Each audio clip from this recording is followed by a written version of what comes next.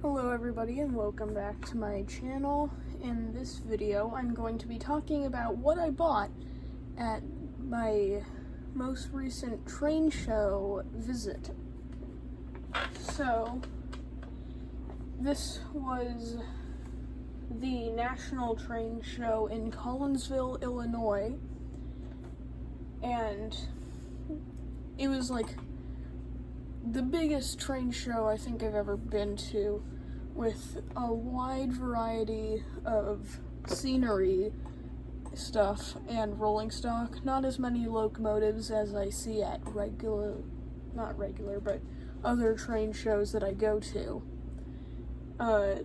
So to start off, I guess I will just say the papers and stuff right here and this are all freebies.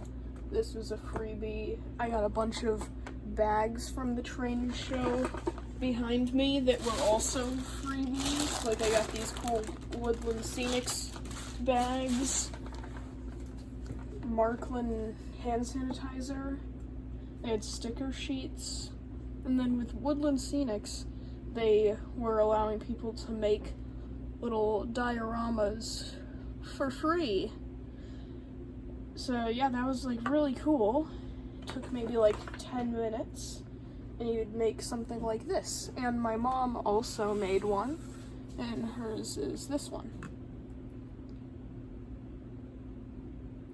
I personally think she did a better job at it than I did, because I didn't put enough ground foam on, so it looks kind of white and where it should be green. But it's kind of whatever. And then the last of the freebies was this.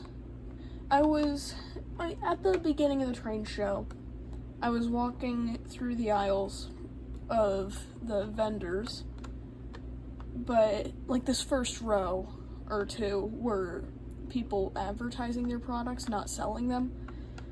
But I was like talking to the people at Intermountain about how it'd be cool to someday make a train table in my room that's in N scale, and the guy working there said, well, take this to get started with that. So he gave me this piece of N-scale rolling stock, which was incredibly nice. I am so grateful for that, and I will look more in depth at this in a few minutes. But now, all of these things are the things that I bought. So first, you got these that I got from like the servicing guy. I don't know what his business was, but here's the card that was sealing the bag with everything in it. But yeah, it looks really nice, especially with me going from an oil that looks like this, made by Lifelike, to something like this, which is brand new and not from the 60s. And it has oil too, and finally some of these little tools and stuff to clean out gunk and things like the motor and the gears. Put that aside, and now I have this. This is a weathered boxcar with knuckle couplers and metal wheels. I bought it for just $10. I don't know if you can see the weathering too well on camera, but it is there. And there's weathering on the underside too. So that was a pretty good buy in my opinion. Next is the things I bought at Woodland Scenics. I got this landscaping kit for all the foam that it comes with, because I'm going to use this on my diorama I've got here. I've been working on for a few days now, and maybe a little bit on the full layout. Then here is the detail kit, which has the scenic cement, some bushes and logs, and scenic glue. So I picked this up for $15, I think, and the other two things for $10. Here's the last thing, the tree making kit. So I was gonna get this, and then I saw they were doing tree making in this diorama, and that's one of the main reasons I went and did the diorama making. But the trees do end up looking pretty good, so I bought this. And it is now time to look at this piece of N-scale rolling stock. It actually makes the first pieces of N-scale rolling stock, because these aren't even, I mean, I have these, but this is like just something you put up on a shelf. It doesn't run, it's not in like actual scale, so that does make this the first piece of N-scale rolling stock I have. So right out of the box, it does look very nice, at least in the packaging. I'm gonna open this up really carefully, because I don't want to snap off any of the really tiny details. Just gonna pull it out with the plastic.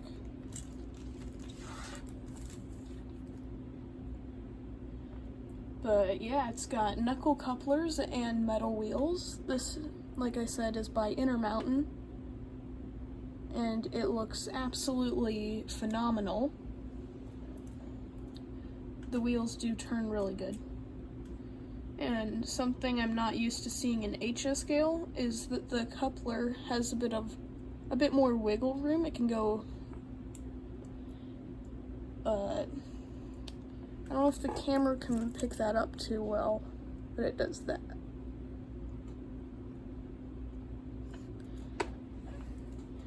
So yeah, someday I will try to get some track and a locomotive and run this. I'm going to set that aside, and I will put this on the track and use the Polar Express to pull it. Okay, I now have the rolling stock boxcar on the track, and I'm going to put this locomotive on the track to pull it.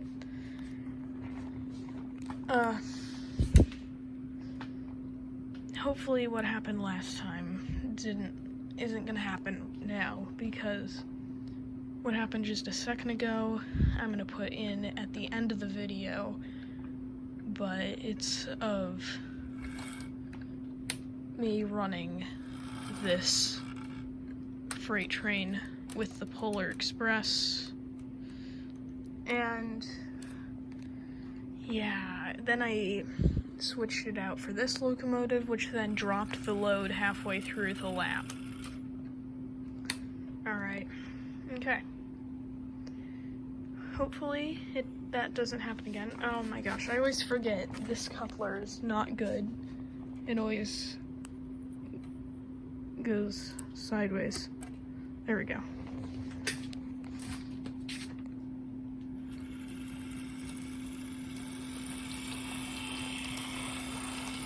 Yeah. And it dropped the load.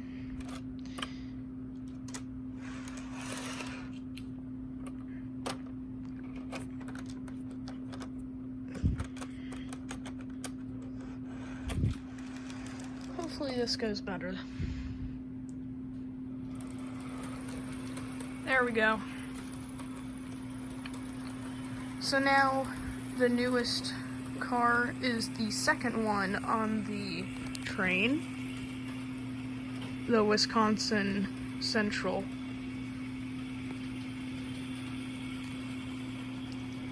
and my layout is a bit of a mess with all the stuff I got from the last time I went to Train Town and the stuff I got at the train show. But yep. Thank you all so much for watching, and I will see you in the next video. Bye! Okay, so this is like the bit that I was talking about earlier in the video, where I'm going to show the Polar Express trying to pull this freight train, and then I use the Santa Fe and it drops the load halfway through the lap. So here I'm just putting the power into the track and having the Polar Express back up. And this is really where disaster hits. You can't see it in the video, but when the Polar Express cuts out, there was a small amount of smoke coming out of the sides, which was why I freaked out.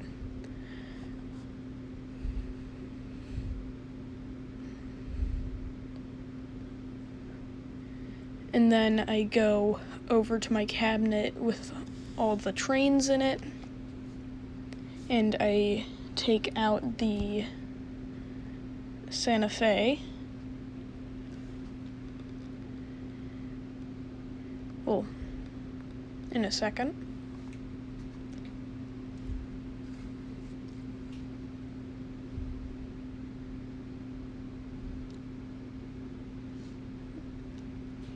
So, at this time I'm thinking this is gonna work out fine, and I'm not gonna have to reshoot this bit,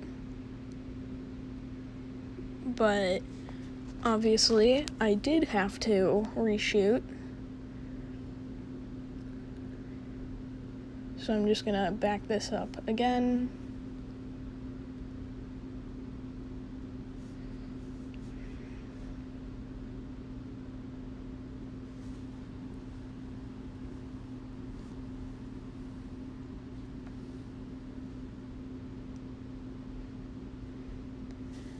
And right now I'm thinking it's gonna work out fine, but then it drops the load.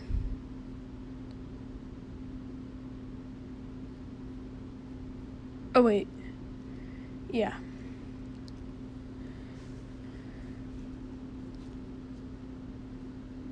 And that's when I just went over the camera kind of angry and said, you know what, I'm gonna have to reshoot this. I'm gonna scrap this. So, yeah, bye.